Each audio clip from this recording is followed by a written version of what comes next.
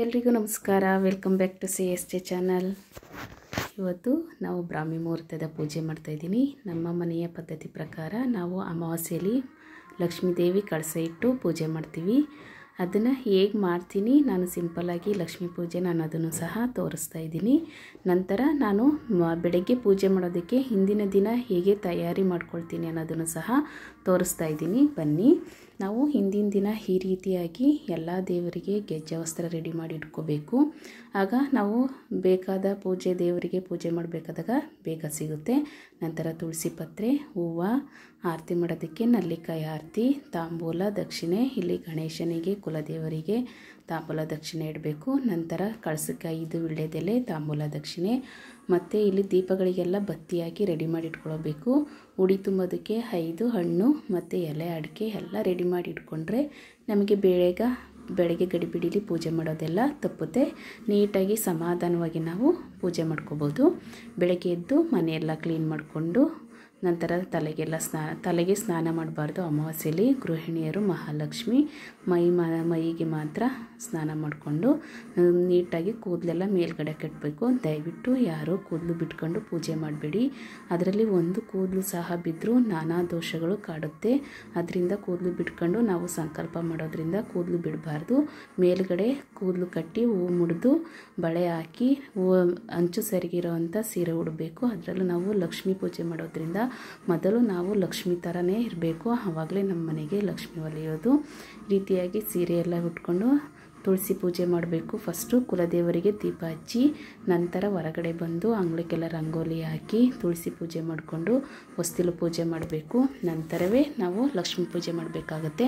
ತುಳಸಿ ಪೂಜೆ ಇಲ್ದಲೇ ಲಕ್ಷ್ಮೀ ಪೂಜೆ ಹೊಲೆಯಲ್ಲ. ಅದರಿಂದ ತುಳಸಿನೇ ಮಹಾಲಕ್ಷ್ಮಿ. ಅದರಿಂದ ತುಳಸಿಗೆ ಪೂಜೆ ಮಾಡಿ ನಂತರ ನಾವು ಕಳಸಕ್ಕೆಲ್ಲ ರೆಡಿ ಮಾಡಿ ಇಟ್ಕೋಬೇಕು. ಲಕ್ಷ್ಮೀ ಬಾರಮ್ಮ ಅಂತ ಸಾಂಗ್ ಹಿಡ್ಕೊಂಡು ನಾವು ಕಳಸನ ರೆಡಿ ಮಾಡ್ಕೋಬೇಕಾಗುತ್ತೆ. ಫಸ್ಟು ಕಳಸ ರೆಡಿ ಮಾಡೋದಕ್ಕಿಂತ ಮುಂಚೆ ನಾವು ಗಂಗೆ ಪೂಜೆ ಮಾಡಬೇಕು.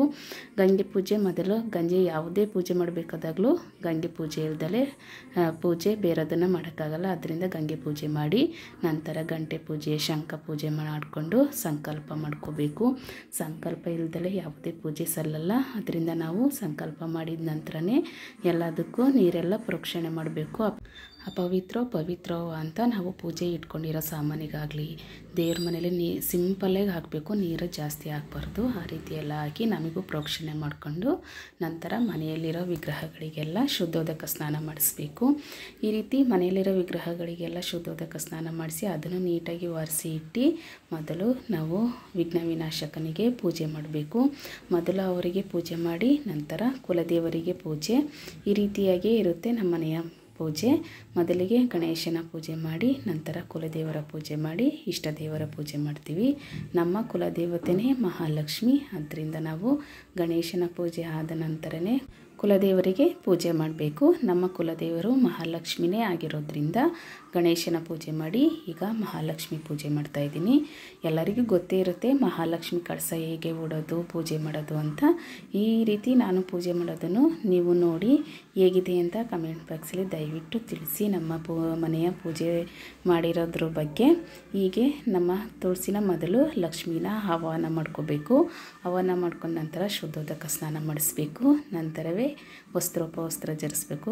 ಗೆಜ್ಜೆ ವಸ್ತ್ರನ ಧರಿಸಿ ದೇವಿಗೆ ಹೂವು ಮುಡಿಸಿ ಅರಿಶಿನ, ಕುಂಕುಮ, ಗಂಧ, ಭಸ್ಮ ಎಲ್ಲ ಏರಿಸಿದ ನಂತರನೇ ಹೂವು ಮುಡಿಸಿ ದೇವಿಗೆ ಉಡಿ ತುಂಬಬೇಕು. ಇಲ್ಲಿ 3 ಸಲ ಇಲ್ಲಾಂದ್ರೆ 5 ಸಲ ನಾವು ಅಕ್ಕಿ ಹಿಡಿದು ಉಡಿ ತುಂಬಿ ದೇವಿಗೆ ಅಷ್ಟೋತ್ತರ ಮಾಡಬೇಕು. ದೇವಿಗೆ ಕುಂಕುಮದಿಂದಲೂ ಅಷ್ಟೋತ್ತರ ಮಾಡ್ಬೋದು. ಇಲ್ಲ ಅಕ್ಷತೆ ಹಾಕಿ ಹೂವೆಲ್ಲ ಏರಿಸಿ ಸಹ ಅಷ್ಟೋತ್ತರ ಮಾಡ್ಬೋದು. ಈ ರೀತಿ ಅಷ್ಟೋತ್ತರ ಮಾಡಿದ ನಂತರನೇ ಧೂಪ ಮಾಡಬೇಕು. ಧೂಪ ಮಾಡಿ ದೀಪ ಮಾಡಿ ನಂತರ ದೇವಿಗೆ ನೈವೇದ್ಯ ತೋರಿಸ್ಬೇಕು. ನೈವೇದ್ಯಂ ಸಮರ್ಪಯಾಮಿ, ಮಧ್ಯ ಪಾನೀಯ ಸಮರ್ಪಯಾಮಿ ಅಂತ ತೋರಿಸಿ ನಂತರ ತಾಂಬೂಲ ಪುಷ್ಪ ದಕ್ಷಿಣೆ ಸಮರ್ಪಯಾಮಿ ಅಂತ ತೋರಿಸಿದ ನಂತರ ದೇವಿಗೆ ಆರತಿ ಮಾಡಬೇಕಾಗುತ್ತೆ. ಶ್ರೀಲಕ್ಷ್ಮೀ ವರಲಕ್ಷ್ಮೀ ಕಲ್ಯಾಣ ಲಕ್ಷ್ಮೀ, ಶ್ರೀಲಕ್ಷ್ಮೀ ವರಲಕ್ಷ್ಮೀ ಕಲ್ಯಾಣ ಲಕ್ಷ್ಮೀ, ಶ್ರೀಹರಿಯ ಹೃದಯ ನಿವಾಸಿನಿ, ಬೆಳಗುವೆ ಆರತಿಯ ದೇವಿ, ಬೆಳಗುವೆ ಆರತಿಯ ಅಂತೇಳಿ ದೇವರಿಗೆ ಆರತಿ ಮಾಡಬೇಕು. ಆರತಿ ಮಾಡೋದ್ರಿಂದ ಅಂದರೆ ಮೂಕಾರತಿ ಮಾಡಬಾರ್ದು. ದಯವಿಟ್ಟು ನಮಗೆ ಎಷ್ಟು ಬರುತ್ತೆ ಅಷ್ಟನ್ನು ನಾವು ಹೇಳ್ಕೊಂಡು ಆರತಿ ಮಾಡಬೇಕು. ನನ್ನ ಆರತಿ ಸಾಂಗ್ ಕೇಳಿ ಯಾರೂ ನಗಾಡಬೇಡಿ. ನನಗೆ ಯಾವ ರೀತಿ ಬರುತ್ತೆ ಅದೇ ರೀತಿ ನಾನು ಆರತಿ ಸಾಂಗ್ ಹೇಳಿರೋದು. ನಂತರ ಆರತಿ ಸಮರ್ಪಣೆ ಮಾಡಿ ದೇವರಿಗೆ ಅಕ್ಷತೆ ಹಾಕಿ ನಂತರ ಇಷ್ಟಲಿಂಗ ಪೂಜೆ ಮಾಡ್ಕೊಳ್ತೀವಿ. ನಾವು ಇಷ್ಟಲಿಂಗ ಪೂಜೆ ಮಾಡಿ ಧೂಪ ದೀಪ ಎಲ್ಲ ತೋರಿಸಿ ಇಷ್ಟಲಿಂಗಕ್ಕೆ ನಾವು ಅದನ್ನು ಧರಿಸ್ಕೋಬೇಕು.